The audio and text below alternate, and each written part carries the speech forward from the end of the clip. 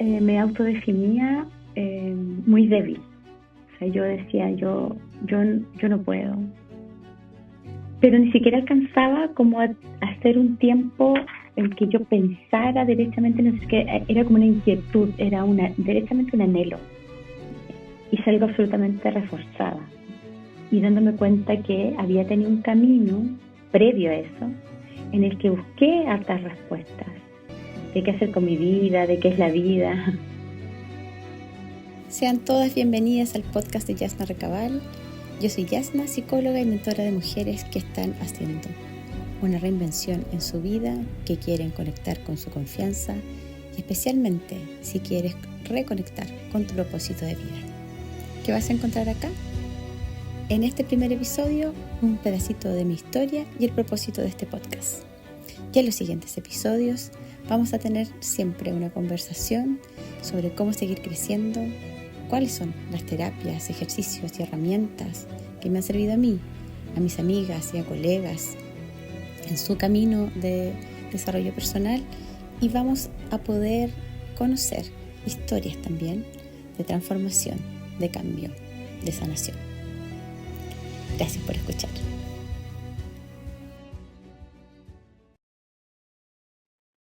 ¿El cambio es para ti algo que le temes o es algo que te gusta? Suena polarizado, pero en mi experiencia es algo que es una pregunta que debiera estar así de polar. ¿Te sientes cómoda? ¿Te sientes cómodo en ese lugar cuando hay que cambiar, cuando hay que modificar? Para mí esa pregunta fue clave y te voy a contar una historia.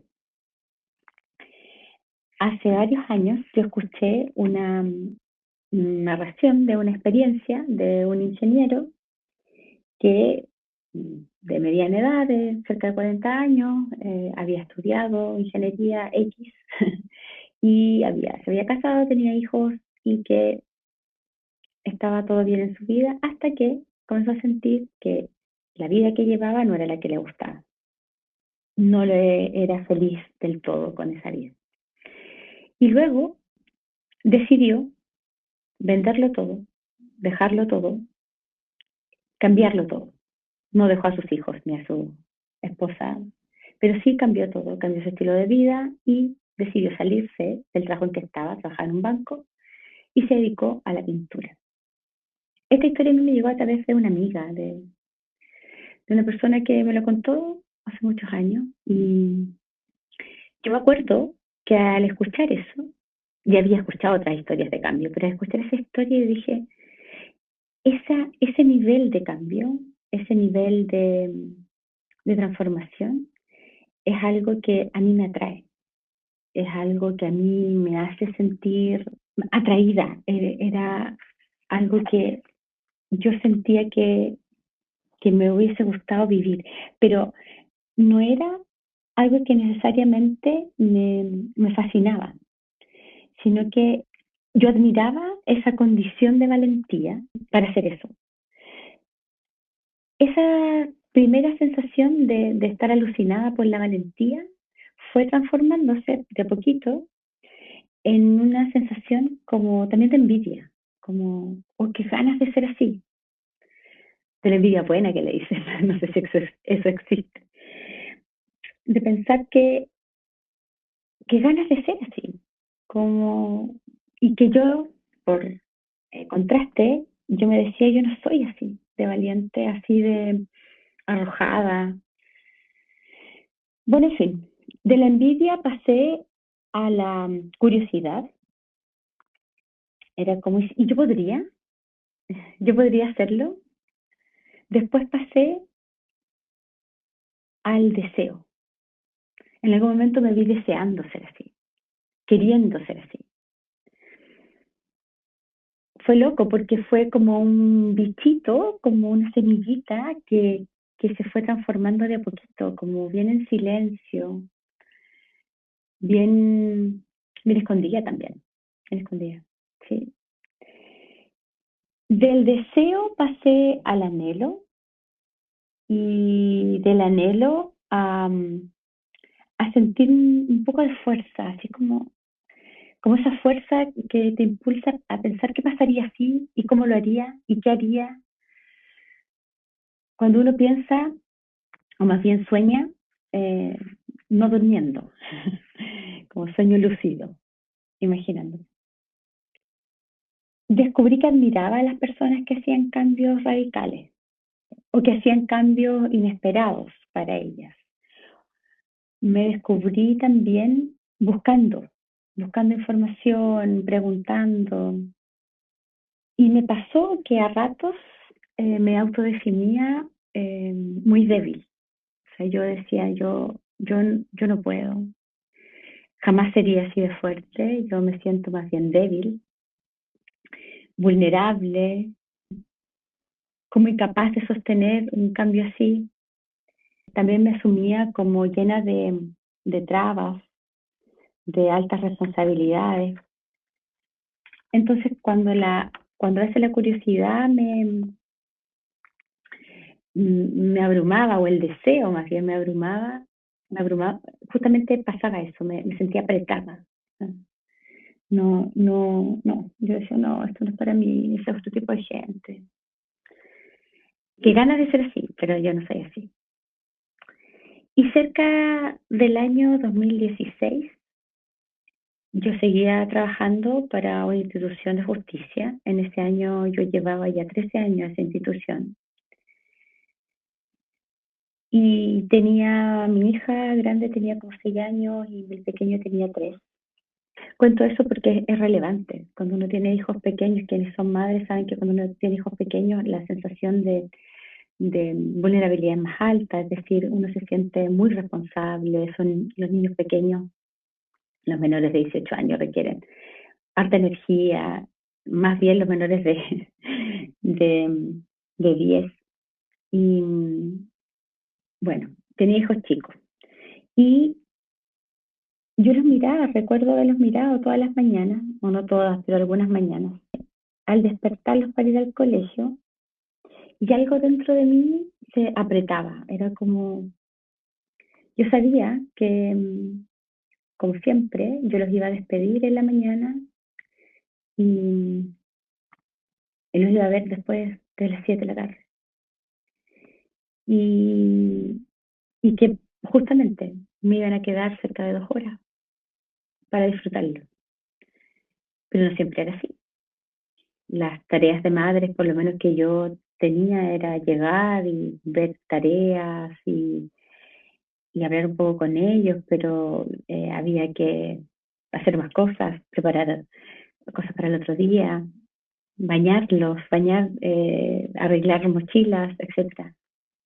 Y era una sensación en las mañanas como de, esto es así, va a ser así siempre, no hay más. Yo voy a estar trabajando metida en un lugar en el que a veces ni siquiera puedo llamar. Bueno, a rato empecé a percibir que yo sentía que me estaba perdiendo de cosas con mis hijos, con mi hija, con mi hijo. Sentía que de alguna manera me los perdía, como que me perdía vida, ¿no? Y que había una sensación de que el tiempo era poco y que se escurría por las manos, como que se me iba. Bueno, yo estaba en este cuestionamiento de si quiero cambiar de trabajo, si no quiero tener un trabajo de 8 a 6, ¿qué puedo hacer? Pero ni siquiera alcanzaba como a hacer un tiempo en que yo pensara derechamente, no sé, que era como una inquietud, era derechamente un anhelo. 2 años después de que yo empecé a tomar esta conciencia de que me aprieta la vida como yo la tenía, me apretaba, porque esa era la sensación. Pasan 2 años y, y llega un diagnóstico de cáncer para mí. En ese momento yo estaba con esta sensación, pero que era muy íntima, muy interna, porque yo disfrutaba mucho lo que hacía. O sea, me encantaba estar en el trabajo que estaba, sentía que era un aporte, sentía que podía contribuir. Me gustaba mucho lo que se hacía, las posibilidades que habían. sin embargo estaba este bichito, ¿no? Esta como incomodidad soterrada. Y 2 años después, entonces viene este diagnóstico de cáncer, yo entro en tratamiento, fue una etapa muy difícil, de mucha pena, de tristeza, de incomodidades físicas, de miedo, estar de cara a cuestionarse la vida, la muerte, un remesón y un estado de alta incertidumbre en el que yo no había estado nunca antes. Y bueno, salgo de eso y salgo absolutamente reforzada y dándome cuenta que había tenido un camino previo a eso en el que busqué hartas respuestas de qué hacer con mi vida, de qué es la vida. Había leído durante gran parte de la quimioterapia, había tomado además un diplomado de medicina bioenergética, había entendido algunas cosas, había estado me había terapiado y había recurrido a un sinfín de terapias que en ese rato eran llamadas alternativas, que me fueron adentrando en mundos preciosos. A mí la, comillas, enfermedad me dio contacto con mucha gente bella en el camino de la sanación, que le podemos decir, aunque no era solo sanación física, también era psíquica, también era del alma. Y ahí me contacté con personas bellas que tenían medicinas como el Reiki, como las flores de Bach, el yoga, los registros akáshicos, la canalización. Y es como que yo siempre digo que yo le había pedido al universo, a Dios, que me dieron un momento, yo quería un espacio y tener tiempo para dedicarme a otras cosas que no fueran la psicología. Y me lo dio, claro, me lo dio a través de un cáncer, pero en fin.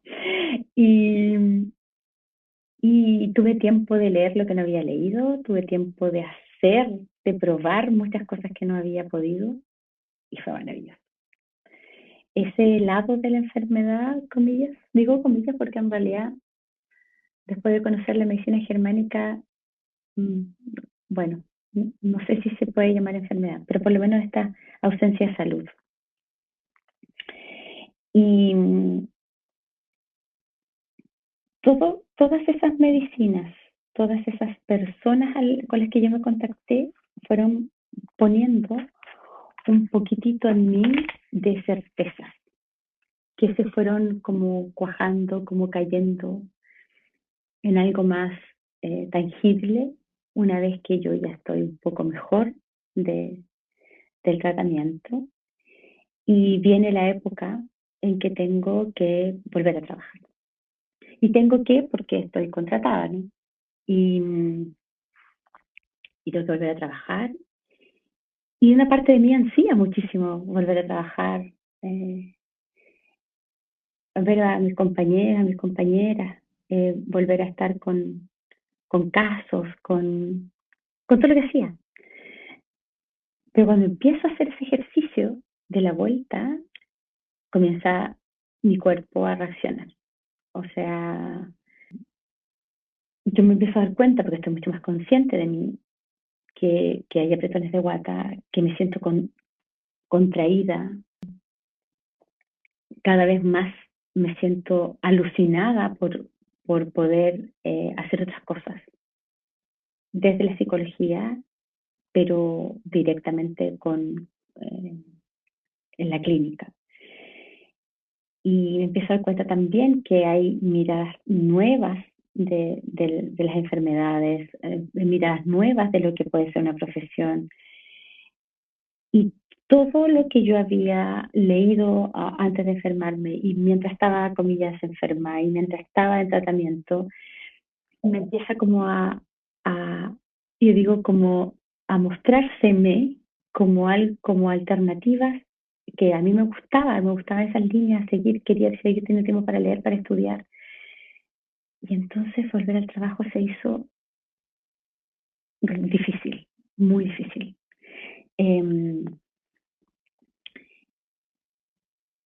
Me di cuenta que lejos de lo que la gente piensa, que es, a ella le dieron ganas de salir de su zona de confort.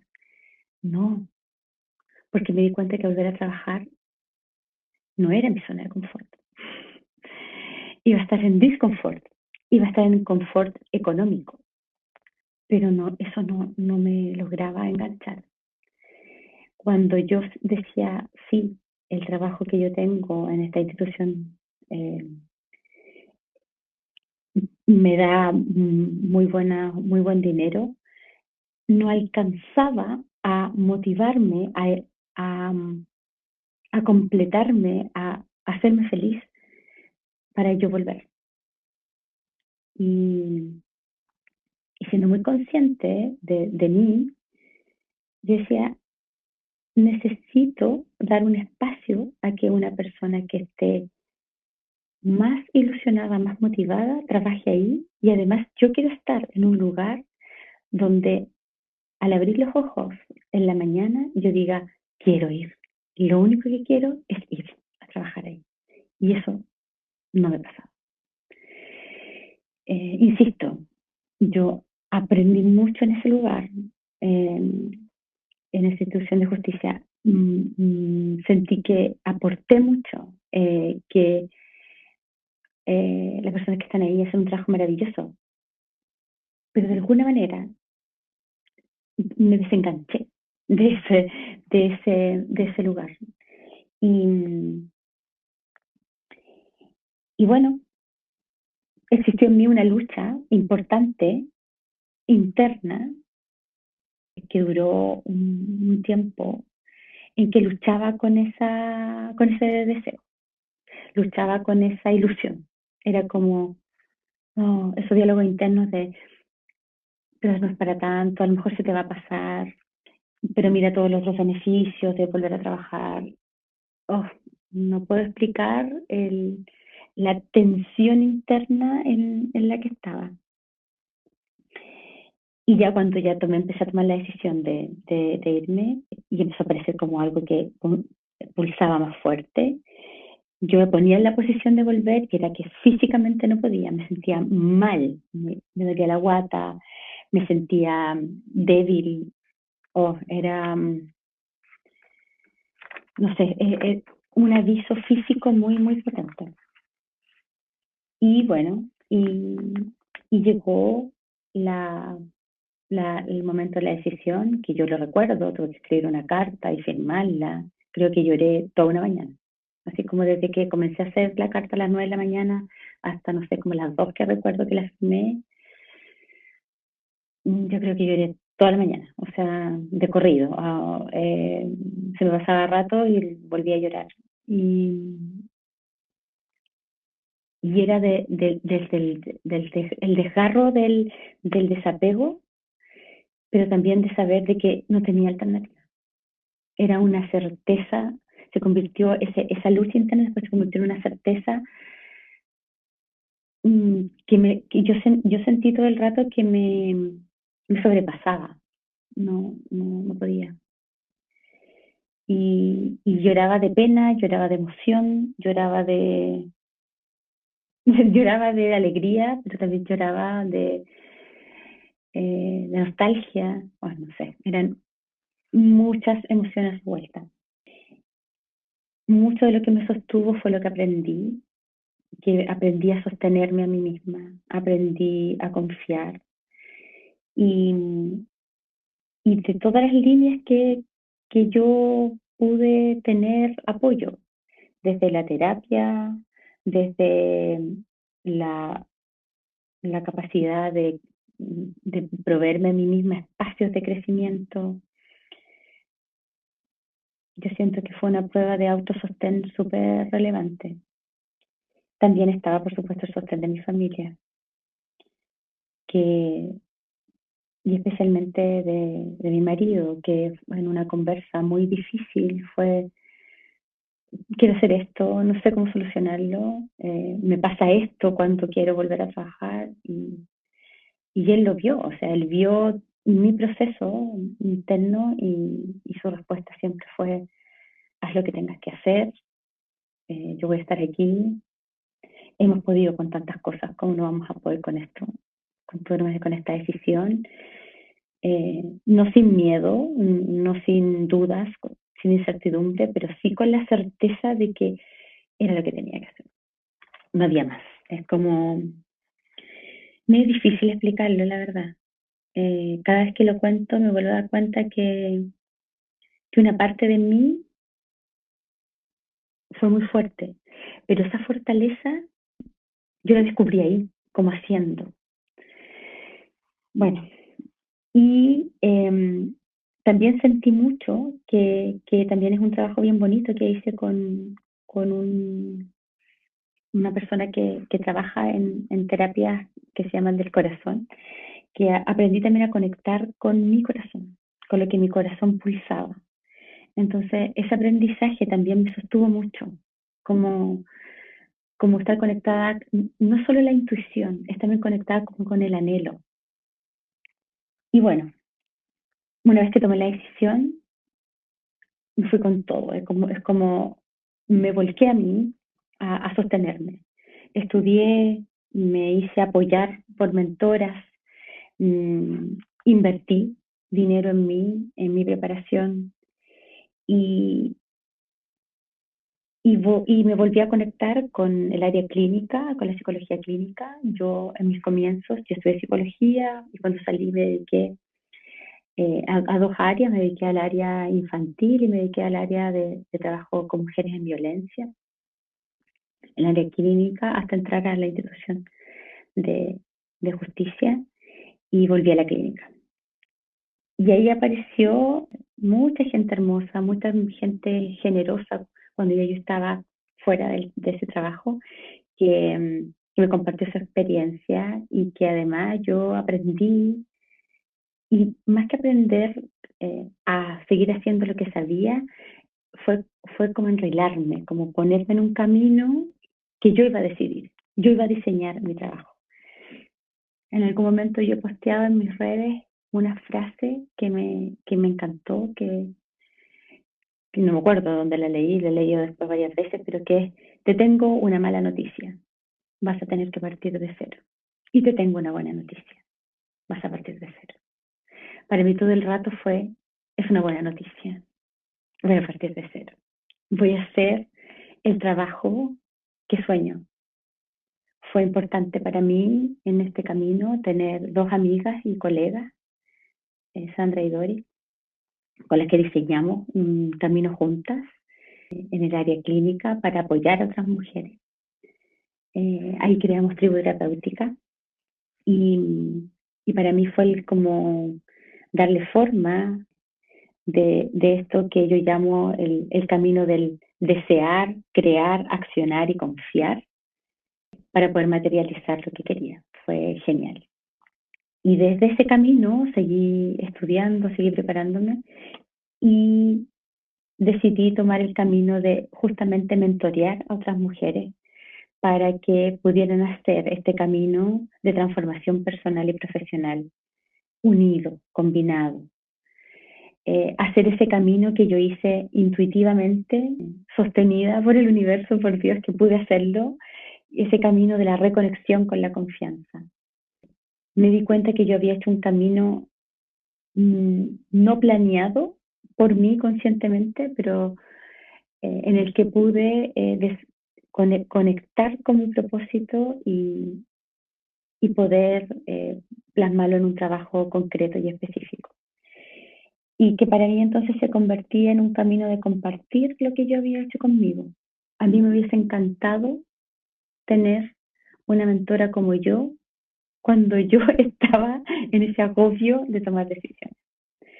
Y me di cuenta también que podía apoyar no solo a mujeres que quieren hacer un cambio, de salirse de un trabajo y dedicarse a otra cosa, sino que también a mujeres que están en una profesión o en un oficio en el que se desconectan de su propósito o que se pierden en el quehacer y se desanclan de sus talentos, pierden de vista sus habilidades, sus características positivas, pierden la fe como en ellas mismas.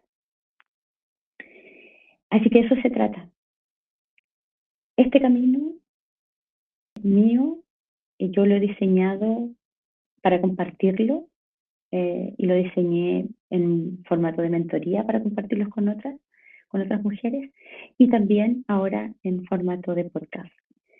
Me va a interesar que cada persona que yo invite acá pueda aportar desde su disciplina y desde su experiencia vital cómo han sido sus transformaciones. Yo tomé contacto desde mucho antes de tomar la decisión de dejar ese trabajo que tuve por años. Mucho antes comencé a tomar contacto con terapias, con formas de vida diferentes a la mía, y eso me ayudó muchísimo. Entonces, es lo que yo quiero poner acá también. Feliz de que me escuches y feliz de aportar. Eso es lo que quiero con este podcast. Aportar y semillar en muchas mujeres que puedan ser felices con lo que hacen. Semillar en ellas el reconexión con su valentía, con esa frecuencia de confianza. Y creo que es posible. Siempre pensando que no hay un lugar en el que podamos estar estáticas por tanto tiempo. Porque la vida es movimiento, la vida es cambio, y entonces yo estoy enamorada de los cambios, como que a mí me gustan mucho. Descubrí que el cambio es algo que me puede dar miedo en un comienzo, pero tengo como una fascinación. Sí, eso, y me gusta eso. Cuando alguien me dice, yo quiero hacer algunos cambios, pero me dan miedo, es como, ven, ven, yo te entiendo, y yo lo veo de otra manera y te lo voy a mostrar. Amor y realización para todos tus días. Y si me sigues escuchando y quieres seguir sabiendo más de este podcast, activa campanita, suscríbete y es todo lo que tengas que hacer para compartirlo. Y espero que te guste mucho y te sirva mucho. Nos vemos.